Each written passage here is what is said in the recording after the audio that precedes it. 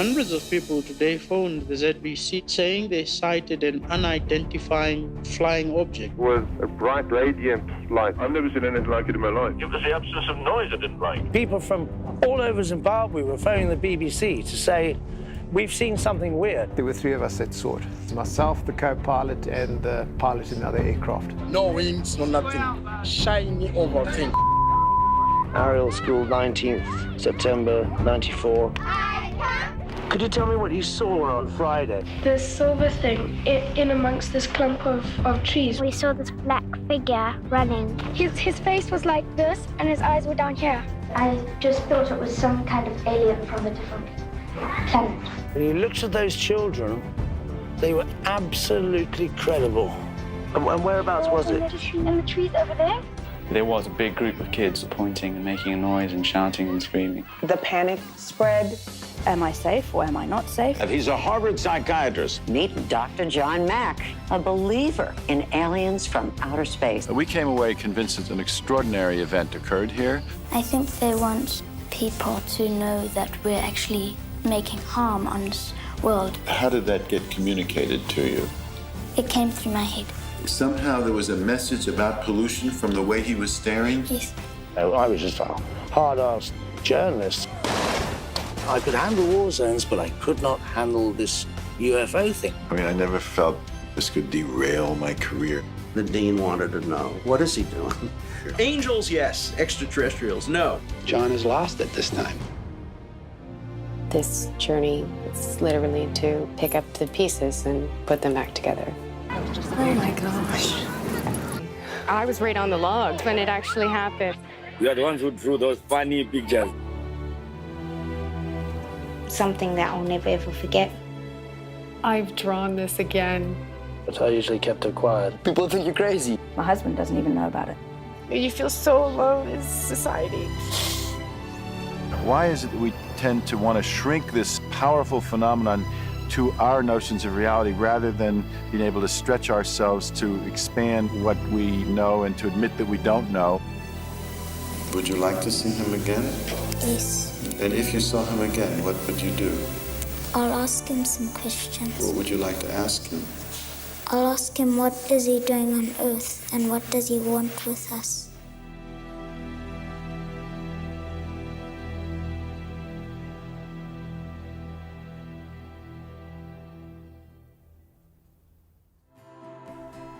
Filmmaker Randall Nickerson joins me to discuss his documentary, Ariel Phenomenon.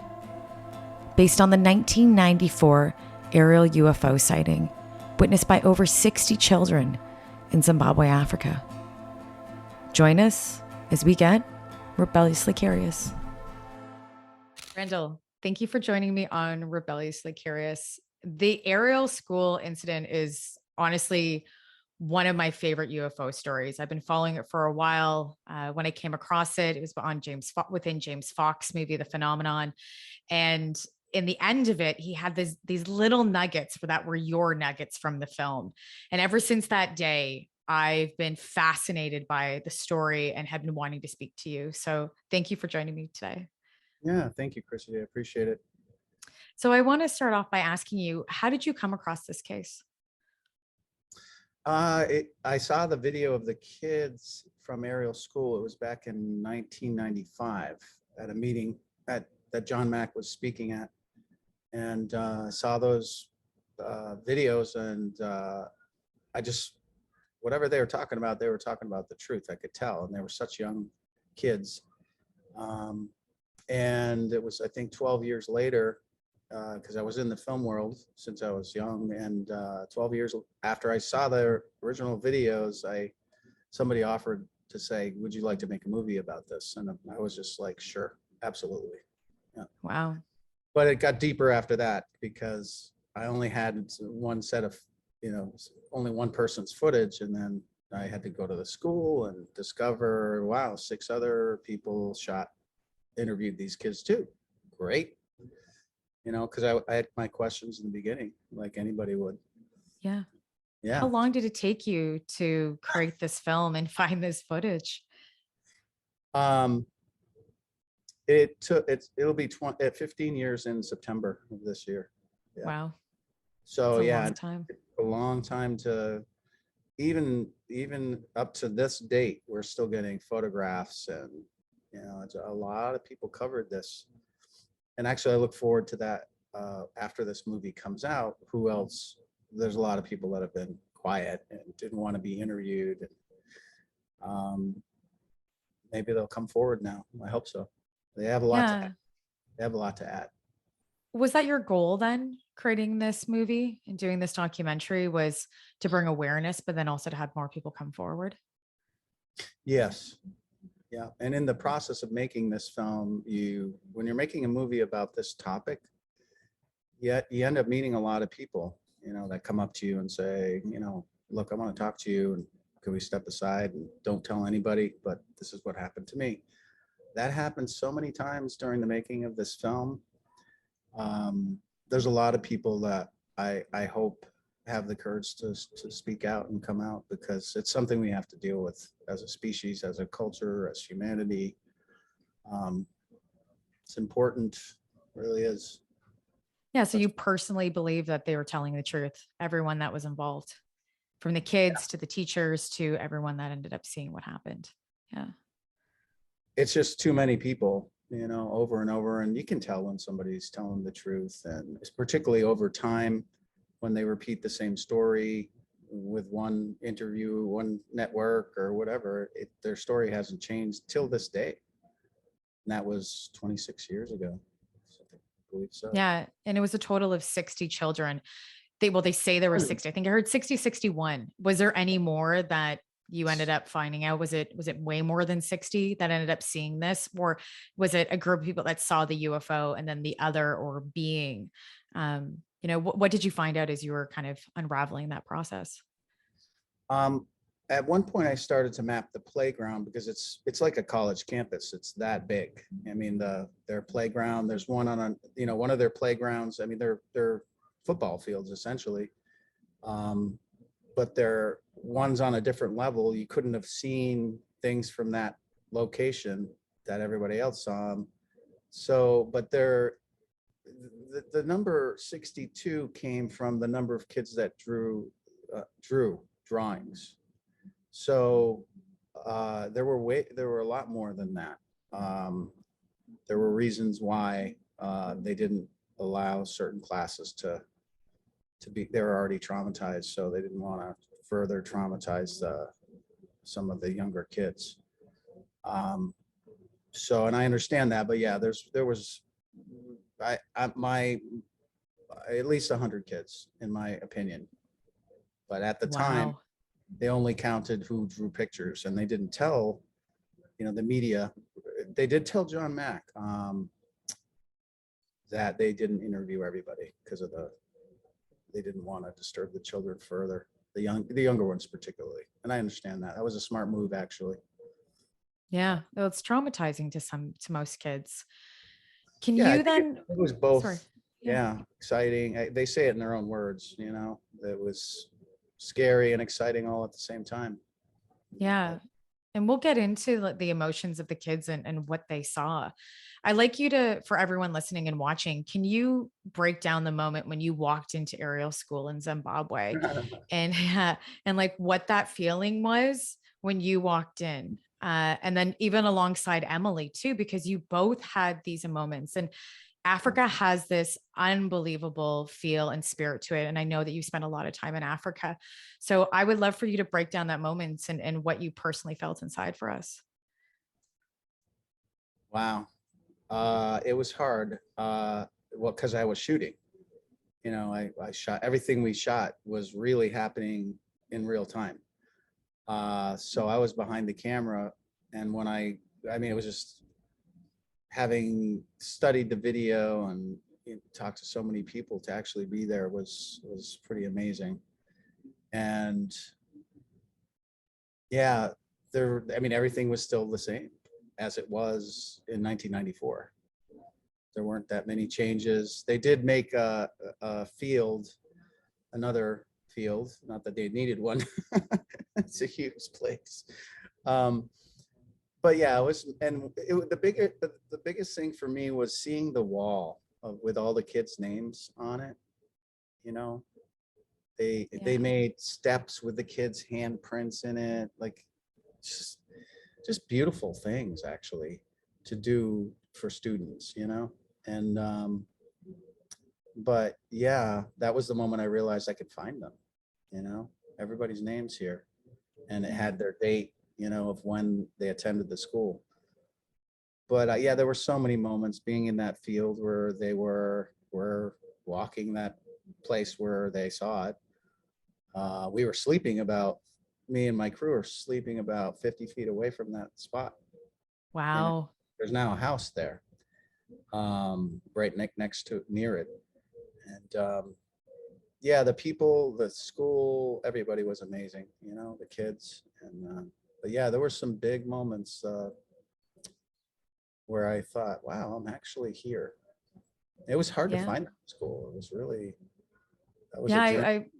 I remember you saying to me earlier when we had a discussion that they said that it might have burnt down. Oh yeah, I heard all kinds of stories that it burnt down, that during the war, you know, not the war, but after it started to get really bad in Zimbabwe, and right. People said it was run down or not being used as a school anymore. And wow. And I contacted a journalist, and she was fantastic. She said, no, my nephew goes there. I'm like, and she told me there were 3 teachers that were still there, that were there on that day. And some of the yard workers and were still there. And that it was fresh in their mind, like it happened yesterday, for everybody actually I've talked to. And what was this like? What was the sense of the school like? You know, was it, you know, a lot of community? Are people really excited? Were they really happy to see you? You know, were they worried that they were going to bring up a story that maybe some people didn't want to speak about, and they were still maybe confused and there was trauma around it? Like, what was it like having you guys go into this school and then kind of bring up this old topic that for some people was really, really traumatizing? Yeah, I think, yeah, I mean, everybody that was there that day, they were fine about it and open about it. The culture is a little different than in the West, you know, as far as being open-minded a little bit more, I'd say, to nature and, you know, the universe, etc. But it was such a great community. It was beautiful. You know, everybody would sing, and it was just, there was some of the most beautiful things. And the way they took care of the kids there was just amazing. Something I don't, you know, it was a unique experience to see how a school runs in the country in Zimbabwe. It was beautiful. Yeah. It's really beautiful people. I really have a lot of gratitude for how the way they treated me and Emily and the crew. They were just fantastic. Yeah. And I love that you brought up culture, because I think it's really important to realize that, you know, there are some cultural difference when you're looking at Zimbabwe compared to, you know, the East or the West, or any other cultures outside of Africa. You know, how did that play for those children? You know, was culture really embedded them when they were explaining, or, you know, trying to find what would happen to them, or an explanation around it? Because from what I read in Zimbabwe, I don't think the concept of UFOs or anything else was really embedded into folklore or anything else. And I might be wrong with that. And if anyone's watching, obviously, please let me know. But from what I saw, it wasn't. So how did culture play a role in how the kids described what they were seeing? And also, if you could explain the culture differences that were in the school, because there was Caucasian students and there was Black students as well. It was all different types of races. Yep. Brown, black, white, you name it, every kind of religion, and the native, it's tribe is not the right word, villages, the kids from the village, they were probably the most disconnected from any idea of UFO or, you know, aliens, at least in the Shona community, which is primarily in Zimbabwe. But the people they call Sangomas or Nyangas, which are the witch doctor, or we would call them witch doctors, you know, they had a sense, like they had They knew who these things were. And same with the Zulu. I talked to the Zulu keeper of knowledge, same thing. They were well aware for hundreds of years, actually. Wow. Now, did they think that, were they like, what did they think they were? Did they think they were UFOs or alien beings, or did they think they were something else? They used to think they were gods. This is what was told to me directly. Makes sense. Yep. Till fairly recently, in the last 50 years, they came to a different conclusion, that they were another form of wildlife from another planet. But that fascinated me, was particularly the Zulu Sangoma. That was Credo. He went on a lot about that, about how we used to think they were gods, but now, as they grew technologically, we began to see they're using tools, they're using technology, and that's what really shifted their opinion on what was going on. Mm-hmm. So underneath, Yep. Yeah, go on. So underneath the African culture, it's not really on the surface. There's a knowledge pretty much across Africa about these things. Yeah. And if so it was it's me, not just one country. Yeah. Yeah. And if it was me, that would be the first place I'd visit on this planet anyway. It's so teeming with wildlife, Yeah. And it's beautiful. Like, Africa is stunning. It's one of the most amazing, from Zimbabwe to Tanzania to so many countries that are there. It's unbelievable. It's a beautiful continent. Can you walk me through to if the kids had any physical pain or anything that was happening with them medical wise before this incident happened? And there's a reason why I'm asking that, but was there any other physical pain that you might have noticed before? I didn't or notice. Stress maybe that was happening with these students before the incident? I mean, individuals, yes. There were a couple individuals that had experiences that were medical. Yeah. Yeah. And what kind of were they medical wise? And this was just before the incident, correct? So this is before they saw anything. Yeah. What kind of medical problems were they having? Well, I can speak to one specifically, and it was seizures. Oh, wow. And now, was that one of the students that saw the UFO and the being as well after? Correct. That was interesting. The reason why I asked that is that there is a medical study that's done, and I'm not sure if you've seen this.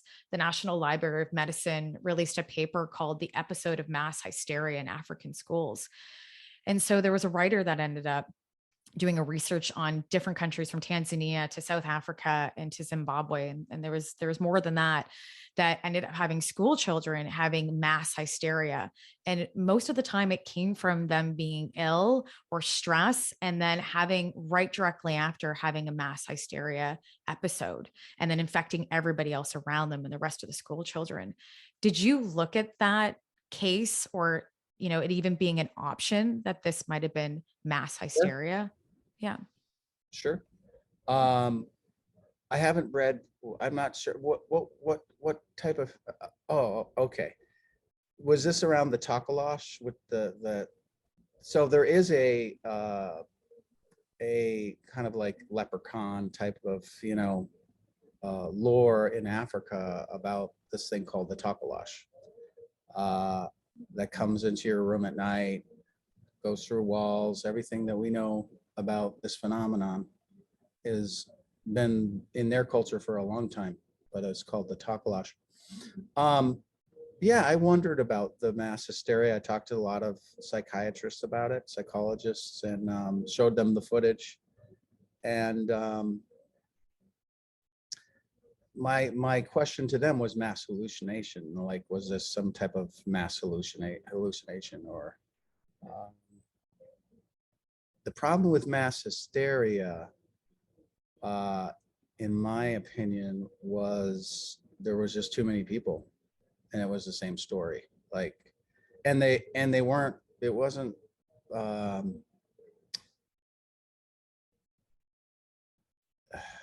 do I say that? it wasn't,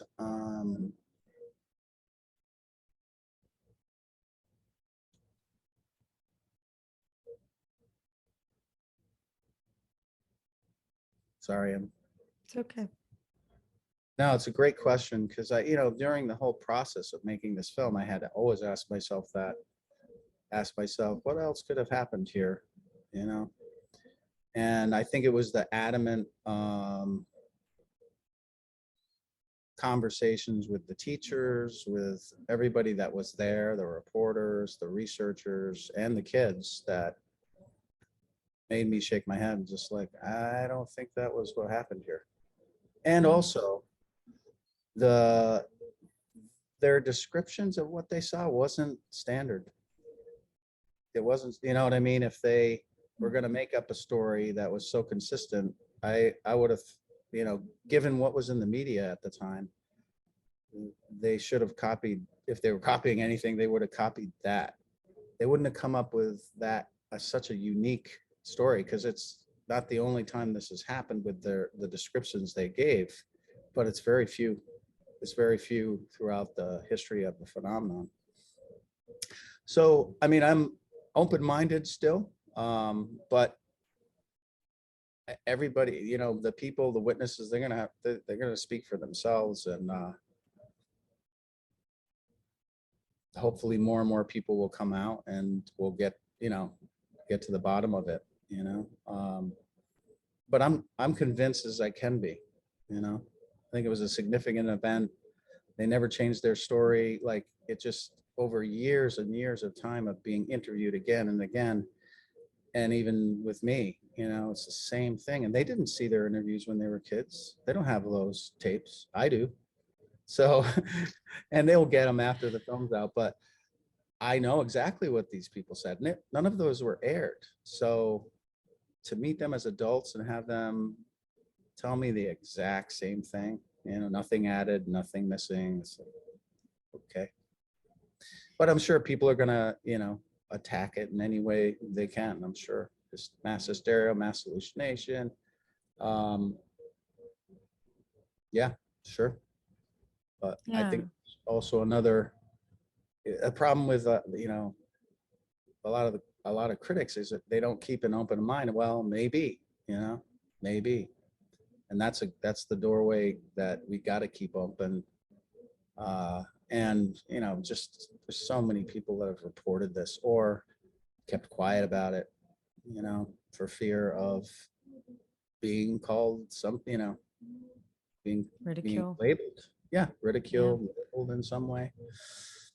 Yeah. But it's changing. Times are changing, which is great. Finally, people are coming forward that have the toys and the technology to say, yeah, there's something going on here. It's good to see those guys out, It is. And I think that it just takes time for more stories like this to come forward and less ridicule. Yeah. I really want to talk about what the children saw. And I know a lot of people probably want to hear from your perspective and the children's perspective. It says, and spoiler alert to anybody who hasn't watched the movie yet, sorry, that, and there was some new little tidbits that you had out, which I really, really loved. Can you explain to the viewer how these things moved, what they look like? Well, let's start with how they moved, because that was very different than what we've ever heard before. And how did the kids say they moved when they were watching them? And this is the being, not the UFO. I should clarify. Correct. It was very consistent. It was very consistent. It was they glided, flowed. Gravity did not seem like it was like Earth gravity when they moved. Yeah, that was very consistent. And there was more than just one. There was multiple of these alleged beings. Yeah. How many were there that all these students kind of told you? What was the average number? 2. Yeah. Okay. 2. Yeah. That's an interesting question, because there's evidence that I've found that there were more than that. There were 4. But what was some of that evidence that you found? Testimony Yeah. And then seeing some of the drawings, seeing even adult drawings now, it's like, oh my God, they had, even though it's unconscious, the fact that that shows up in some paintings that I've seen is, that's what, it's not in the movie because I can't, you got to validate, you got to get at least 3 sources to go with it. I learned that from the BBC reporter. Right. That's just standard BBC practice. So if it wasn't, there's a lot of things that I could have put in the movie, but it just wasn't, there wasn't enough to say, I'm going to go with that, or that's true. It was only, I respect that. I had solid backup for, and that's the same thing Tim did.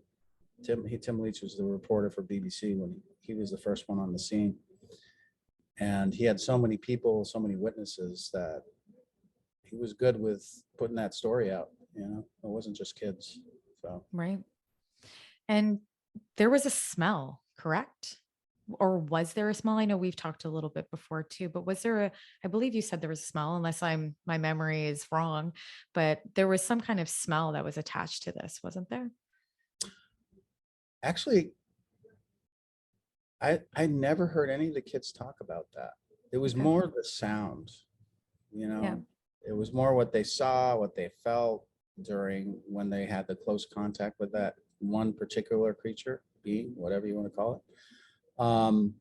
But it was the sound, that the different sounds that came from that thing, not the being, but the craft itself. Yeah, that was, I don't remember anybody talking about smell. Interesting. Then I made that up. Okay. But what about, so Right. then what is the sound? There was 2 just like distinctive sounds. There was this buzz that was like connected to the concept of bees. And then there was this flute sound. So there's 2 children. There's a group of children that said they sound bees and really loud humming. And then one child said flute. So you're hearing that there's a couple different sounds, not one. More than one child talked about the flute sound or high pitch. Okay. Actually several. But the general, everybody I think heard that humming sound, whatever you want to call it. They don't even describe it as a humming. Some of them do, but I think it's Natasha. She said it sounded like a mechanical bee sound. I'm like, wow, that's an interesting way to describe a sound. What is a mechanical bee sound? But that's the unknowns of all this, we're dealing with stuff we don't have any cross references for. Right. Sound was a big one that I found, and John Mack found that too. Yeah. And what did they look like? What was the standard, from body to head to toe? What was the standard look that everyone said? The most prominent thing that people mention were their eyes, that they were so big, and the heads were large. The other thing that they all recognized was that it was about as tall as, it wasn't much taller than 5th graders, 6th graders, They said it was like our size, so they were not too big. And they were wearing black. That's one of the unusual things that I find. Like if they were going to report something, they wouldn't have said black. They were in black. That's pretty rare, actually. But they were from neck down. They were in black, like a shiny, reflective diving suit type of thing. Was it their skin? No, because they describe the face differently. Yeah. So it was some form of material. Yes. Allegedly. That was the consensus. Yeah. Yeah. And again, small nose, not much of a mouth. A lot of them said it. They didn't see it if it had a mouth, but they did say it had a nose. Small. What else? And the skin color they described was like an opaque white, with a little bit of pink, whitish pinkish. That was one of the kids said that when they were young. It was whitish pinkish, their face. And see, what else do I know about? Any body hair? No. I mean, there were two reports. This one got me because in the beginning, they were saying, well, this being had hair. I was like, never heard of that. And even John, it took John Mack too, because he's like, are you sure it wasn't some kind of covering? And the kids really didn't know, whether it was some kind of, actually in some of the drawings, you see kind of what looks like a helmet on, but then I discovered an interview of one of the kids that talks about two, they all talk about more than one, but she talked about the other one having no hair whatsoever. And it was completely, they looked the same, but one had what appeared to looked like hair, just because it went like this down. And then the other one didn't have any at all. So that was interesting. I still don't know what to make of that, but that's what they reported. And I did some research and I found two other cases in Africa where no other place that I'm aware of where they described something very similar with some kind of covering or hair dark that's black also. Wow. Yeah, it's actually, I'm so fascinated by a lot of the loose ends and this, which are not, I guess you could call them loose ends, but things I just didn't, I would love to have chased down, but there were so many avenues I could have, and those small details, because how close were they? How close were the children to it? They were meters away, some of them. Some of them were 100 yards away, It's interesting. Like I know where a lot of these kids were on the playground because I started to do a map where they were, what they saw. So there were people, I mean, it's a huge playground. It's like, it's from where this thing set or came down, this craft, the furthest away a child, I mean, it's probably 400 yards away. Wow. And it's a huge playground. Yeah. The area. So you have people that were right close up. They started to gather at the base of where it was a rock on the playground, right at the edge of the playground, still there. And that's where the kids started gathering together to look at it because they already seen it in the sky. That's another thing that people didn't figure out. That's what they saw it in the sky first, and then it came down to the ground. And then the kids started to gather at this one point. Not all of them, by any means, but a large group, and they were the closest that I'm aware of. And that was, according to their testimony, meters. 10 meters. I don't know, somewhere close, really close. Yeah, and it was like for them, it was like time stopped. When they had contact with this thing. So, and that would make sense. It just wouldn't seem that it would be so surreal and not real at all. I remember one of the students said when she looked to the left of her and wasn't staring at the situation, she kind of felt herself in a different, it was a different reality from looking at what was going on from then being in her own present primary reality. Correct. Yeah. What about now?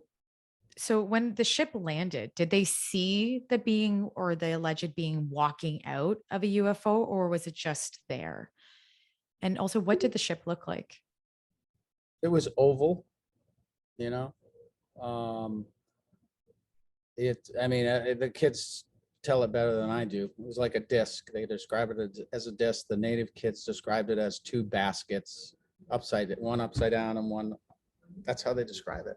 And then that's a cultural difference. It's great. Yeah. I mean, that was amazing. And then people would say it was like a rock, an oval rock, and they had no language for it. They'd never heard the term flying saucer, or, you know. So, yeah, I mean, the kids' drawings they did their best at the time with how they could depict it. You know, it was something they'd never seen before, and they all gave it a shot. And they also wrote papers on it.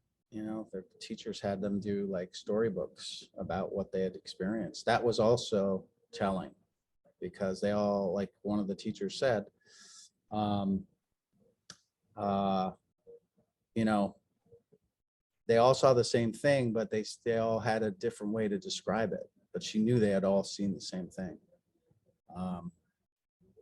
So yeah, these things initially were on top of it, when they got out on top and people saw them on top of it.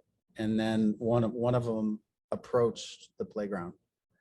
Yeah, at least one that I mean, everybody remembers that one that came the closest. Yeah, and then they could see the other one, but it was by this silver object, craft, whatever. Yep. Did they watch it leave and take off and lift off? No. And then, okay, I was never know, you know, you could have got back in at ship and decided to go home, or wherever it may have been from, or whatever at that it moment, was. they all went screaming to the teachers. 100 of them went screaming into the staff room, and everybody remembers that. All those teachers remember that, and it was a big deal, you know. So I don't know what you know, I just didn't. I think I ran into one of the children that saw it leave, said he saw it leave, but nobody else said anything, because they were in the teacher. They were screaming for their teachers. Right. You know, it was a very dramatic day at that school. Oh yeah. Did it leave any marks, or did it leave anything behind that was evidence that something was there?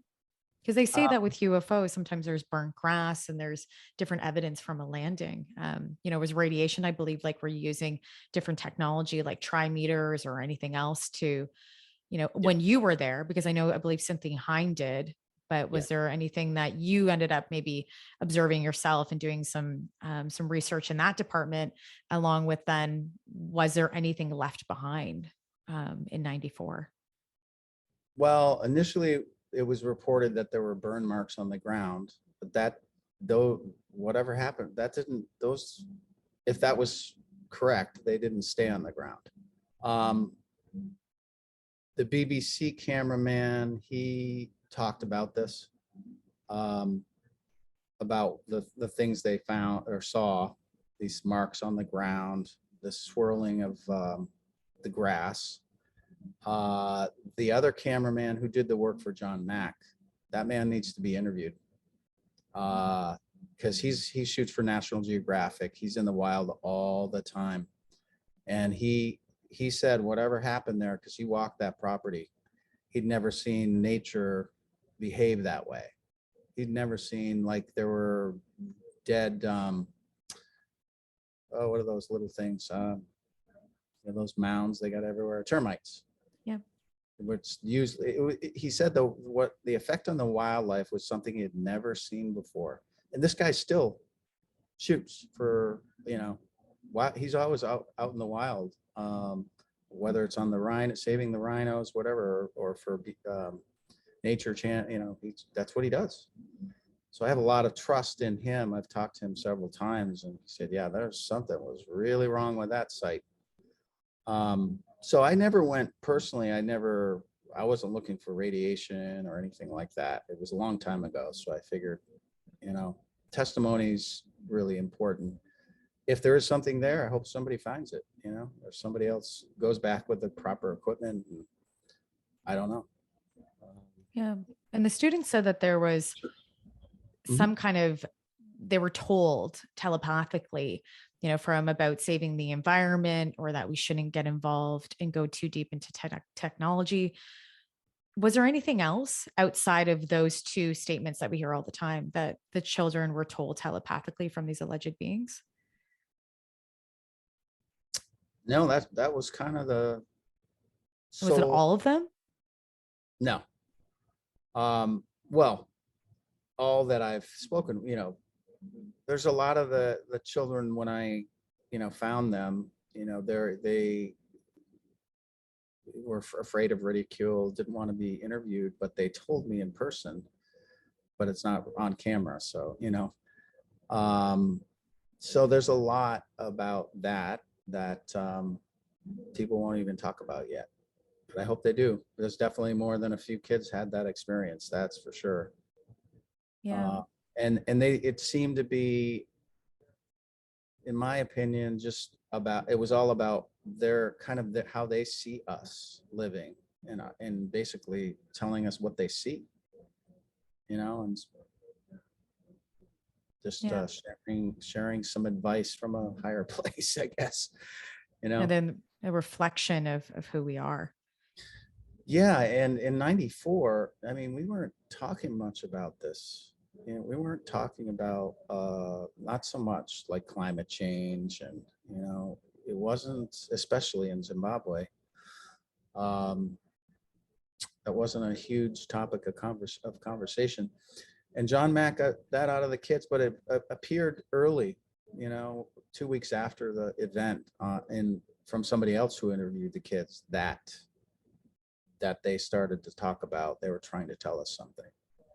So, yeah, and I think that's important to say, because looking at what was going on politically with Zimbabwe in '94 might reflect back what these children might have been hearing or learning, let's say not from TV, but just from from their elders around them in the community. But there, I believe Zimbabwe wasn't the most stable then in '94, but you weren't having those conversations about technology and climate as much. And so we're kind of showing that it's not a culture feedback loop then. Yeah, I don't see it that way. I just haven't found it. And yeah, '94, I think, began the decline of Zimbabwe. By 2000, and everybody was out of there. Everybody that could leave left. Yeah, it was just pretty dangerous at that time, and all the way up till, it's still not a friendly place government-wise. The people are wonderful though, but dictatorships are not fun. Yeah, it's unfortunate with different countries in Africa. That's for sure. War in Africa. Yeah, 100%.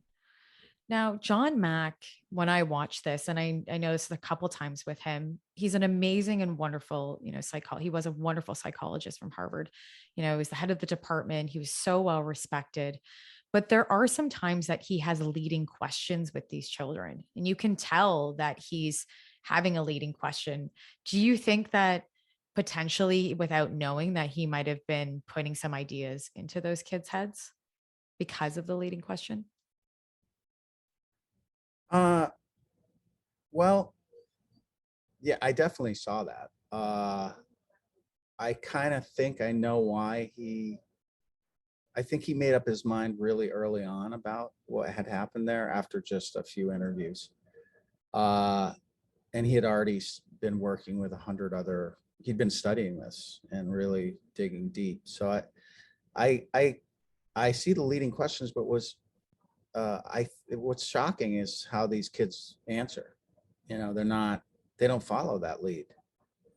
He was surprised a lot, and I don't know why he, was doing that at the time. But I think it was partly because I think he already knew the story, because he dealt with so many other people that he was in almost like, okay, I already know this part, but I don't think it influenced the kids, because their answers didn't revolve around anything. That he even proposed, like, did you hear a buzzing sound and all this, and the kids like, no, I heard a flute. Like, that wasn't in his question at all. And so yeah, but I agree, there's definitely some leading questions there, and I don't know the circumstances of, other than the fact that he'd been doing it for so long. But it's a good question, I like he's not perfect. All your warts, it's like, yeah, that happened, Yeah, he's not perfect. No, no one's perfect. Yeah. That was the thing, was I was presented with John Mack's interviews, and they were great. And, you know, I had that question, but it was all the other interviews by the BBC, by SABC, by all these other people that, you know, really just solidified it, because these are all different people, you know, different people interviewing them, skeptical people, and they still, you know, stuck to their story, not for their betterment either, you know. It was a very strict school. You wouldn't make something up with a headmaster, you know. There were punishments in that school. You wouldn't do that. Yeah, and as a child, it would have been scary. That would have been a deterrent not to make anything up, for sure. Yeah, 100%. Yeah. And you know, they're not. It's the staff are great people. I'm just saying that it was very different time, and in Africa, it was very different. You know, punishment at that time. Yeah, cultural differences, for sure. And I shouldn't even say that. Even in Western cultures, punishment in school was still there. It's very common, not as much anymore, thankfully, as a practice. Well, maybe in North America. Other countries, yes, unfortunately. I want to go back to John Mack, because you personally have a relationship with John Mack, and you knew him before he passed. Some people know this and some people might not, that you've had your own experiences when you were younger, and then again as an adult, and you had some alien abduction stories that you've told, and you've publicly came forward and went on Oprah with John Mack, Dr. John Mack, along with a couple other people. Do you think that, and we'll unravel that a little bit, but with having those experiences, do you think you were the right person then to tell this story, the Ariel School story? I think so, because they trusted me, you know.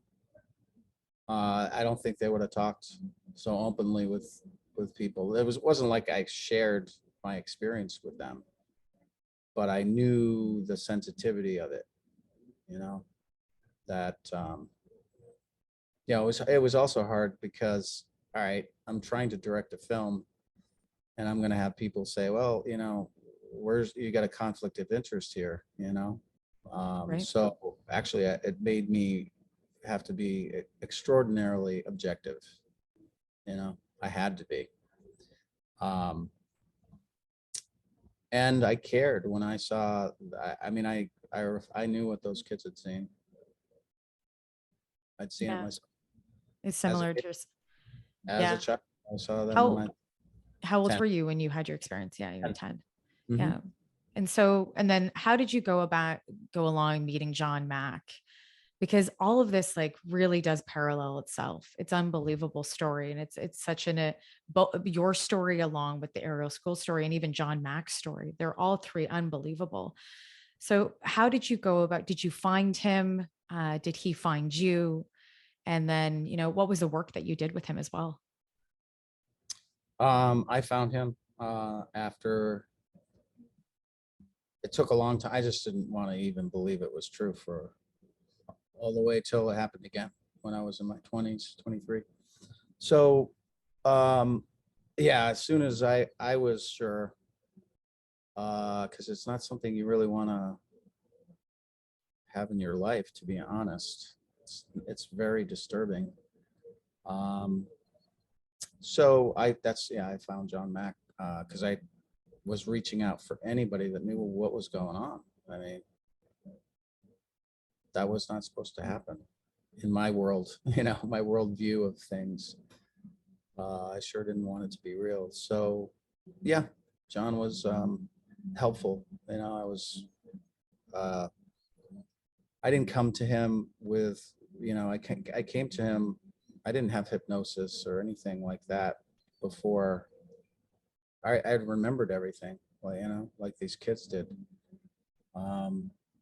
So anyway, but I don't want to get too much on my story. I would rather focus on them, but that'll come out at some point because I've already had interest, you know, of people telling my own story. It's like, okay. So, but You've there lived was a lot full of life, Randall. That's for sure. Yeah, it's been a tough one, I'll tell you that. It hasn't been easy. I've been in the film business for a long time, and it was scary because I want to make movies, and be known as a director, an artist, not as somebody this has happened to, but people are going to know that I was on Oprah and all that stuff, and I'm not, I don't feel bad that I did it. I spoke up, and I did it for the right reasons. I still feel that. I'll speak up again. I've spoken up many times just to say, look, something's happening here we need to look at. So, but I don't want it to affect my career as an artist, that's just real. But people will know and they'll find out, but I did my best on this project to be objective and, find out the truth. And that's why I didn't say anything in this film. That's why I didn't narrate it. I let all these people tell the story because I wasn't there, and they weren't there when I had my encounters. So yeah, I did the best I could. Yeah. Respect that. You told their story and you didn't even put yourself in the documentary. No. You followed Emily. It was Right. her story and part of her story. Yeah. And the rest of the kids. Yeah. Right. And I respect that. You took yourself out of it. When you mentioned Oprah, that interview, and I believe it was the 90s, it was early Oprah. It was actually 94. Was it? Okay. Wow. That's interesting. Before the wow. kids had their experience, like 4 or 5 months before, something like that. Wow. Whoever thought that now you'd be talking about this at the same time? It's such it's a very interesting parallel. Mm-hmm. It doesn't hold up well for Oprah. Early Oprah is condescending. She's kind of mocking. She has the audience kind of play to this as well. When you were there, because it's not even you, it was the group that was there. We're just trying to express what was happening to them. And you can see it, and it's heart-wrenching to watch because, the 90s were such a time that was like politically incorrect. We're very hard people, I would say. Emotionally, we weren't very stable in certain ways that maybe we are now. And some might not think that we are, but it's a different time, right? And we're learning and we're growing. But Oprah, you can see how you guys are just trying to express what happened to you. And you're like, please believe me. Like everyone is there. Do you think that Oprah believed you? Because it seems like she's mocking and she's being a little condescending. But do you think she was just playing to the crowd? Yes. Or, okay. Anything after to you about this? Did you have conversations after the interview? Did she seem a little more soft? What was those conversations after, post? Briefly. Yeah, I didn't have any question that she knew more about this, from people she knew in her life. Probably she doesn't want us. I don't know. I'm sure she would not want that out, but whatever. Yeah, I felt the only reason I did it, was John Mack asked me to go on. I told him no. And then he kept calling for 2 weeks. He says, hey, it's going to reach 6 million people. And I'm like, okay. And then when I got on the set, that was in Chicago at the time. Yeah, I wanted to know what her take was, what her real take was, before I went out there and, talked about my private life, which I really don't like to do. Yeah, because you're one of the quieter ones in that interview. You still talk about your experience, and you all agree that, and look for some form of compassion from the audience, but I just feel that it's not there. And that's my interpretation to it. But I just feel that it wasn't there, and Oprah didn't lend any compassion in that space, unfortunately. Yeah. And I know that is the talk show formula, but then maybe Oprah, obviously Oprah did change, her show format changed over time, but she also then, sorry, go ahead. Yeah. Well, back then, it was just different times, and there's so many other people that boy, they had it rough, speaking out about this. Before I did, I mean, there were a lot of people who spoke out on this subject matter. And it was hard. It didn't change, and really didn't really change much until 2016, 2017. 2016 was when I started to notice differences. People just open. The younger generation, they're already there. It's mostly the older people that are still stuck on opinions, not actually realizing how big of a place we're in, and that we're not in it. Of course we're not. It's a big universe. Pretty big, and we're pretty small, man. It's it's humbling.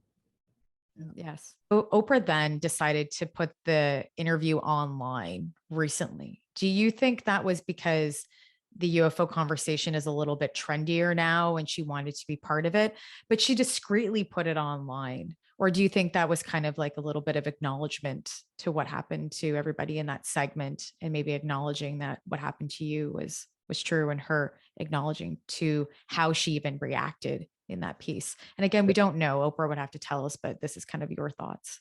Good research. That's all I can say to you.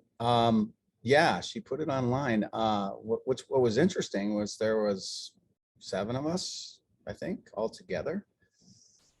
6 or 7 of us. Why did she put me on there? I mean, I don't know, but I was just, that's strange, I did communicate with her about the Ariel story, that I was doing it. That was 12 years ago anyway. Yeah, because she has a school in Africa as well. I went to her school in Africa. Yeah, it's really, she's doing some really great work. That's all I can say. What did she say when you brought up the Ariel topic to her? Did she even hear of it before? No. Well, she didn't get back to me, so, but that's okay. But it was pretty interesting that she did that. Yeah. Yeah. I don't know what I'd like means, to hear. but I think we'll find out. Yeah, I'd like to hear what Oprah has to say about that. Yeah. I'd like to know what she would think, because I think it's a very insensitive interview, and I'd like to know her thoughts of what she thinks when she was doing that interview, and then what she thinks now, because I would imagine that would change. It's at a very different time. A very different time. I think at the time she was doing what everybody else was doing. They were pretty much treating the topic as, these people are, crazy, or they have a mental issue or whatever it is. At that time, they were calling people that this had happened to. They were calling, at the time, they were calling people who had this had happened to schizophrenics, bipolar. I mean, they were trying, it changed over time. They kept coming up with a different medical explanation. And it's in the DSM-4, DSM-5, where they don't really classify it, because they never came to any conclusion that it was a mental illness, which is really interesting. That's the one the psychiatrists refer to. There's a new version, I think, every, several years. I don't know. But I think they're at the DSM-5 at this point. Yeah. Crazy times. It is. And it's, and we're always going to be learning more as we go along. And these stories are really great that you're telling them and telling part of yours and shedding light on what's happening, so that people can come together and solve these mysteries. And also have a place of understanding, and a place of empathy, and a place that they can connect and not feel alone, while they're figuring out what's going on to them. Yeah. I would rather not be telling my story, because there's so many other stories out there. And I want those people to have their time, and have their speak what they need to speak. Yep. Because there's so many other people, that's for sure. And they're just, of course, they're afraid of talking, because, in the past, you lost jobs, you lost friends, you lost relationships if you talked about it. So, but it's different now. Yeah. Yeah. And you're helping to shed a light on that, which I think is really beautiful. That's all I can do, Yeah. And it's not out of self-aggrandizement, none of that. It's just it's the right thing to do, because we have a problem. We don't even know the depths of it, and we need to find that out. Where my big question is, what is their end game? You know, what are they, why are they interested in us? Really? Like, really, what's the answer to that question? We need to know that. I agree. And I think hopefully at one point, maybe not during my lifetime or another time, we'll be able to figure out what's going on. Yeah, it may not be this lifetime. Probably not. We got so much to understand and figure out. And we've just even, you know, space is relatively brand new to us, you know? Yeah. We're babies. We're babies. In the beginning. We're babies in the beginning of all of this research and all of these new findings. Yeah. We haven't even left our solar system. Yeah, Voyager 1 and 2 have, but we're yeah. Well, we should get ready for the James Webb Telescope to be telling us. I can't wait. And sending back some amazing images and information. It's going to be, you know, it's going to be a fabulous time, and it's already happening now, and more will come. Randall, thank you so much for joining me. And where can people get Ariel Phenomenon? Where can they purchase this? Arielphenomenon.com is how we're launching it right now. We have, you know, a whole bunch of servers we're using, Amazon and Vimeo, and our own server in Texas. And so everybody, we can stream to 30,000 to 50,000 all at the same time. And then we're going to see what happens after that. And, you know, probably go iTunes or Amazon, or what, you know, might be dealing with some of the people in Hollywood that I've been talking with for 5 years, depending on its success. But I really do deeply hope that people see it, you know, around the world. It just, I think as a species, we really need to just start thinking a little bit differently, you know, about where we are. For one, we're on this ball floating around in this massive place that we think is empty, which is funny. But we got to come to different terms with our own understanding of what we are and where we are and who we are, what, you know. Agree. And Randall, thank you so much for sharing the Ariel story. Yes. And thank you for sharing your story. And as I say to everybody, thank you for being rebelliously curious with me. Thanks, Chrissy. Appreciate it.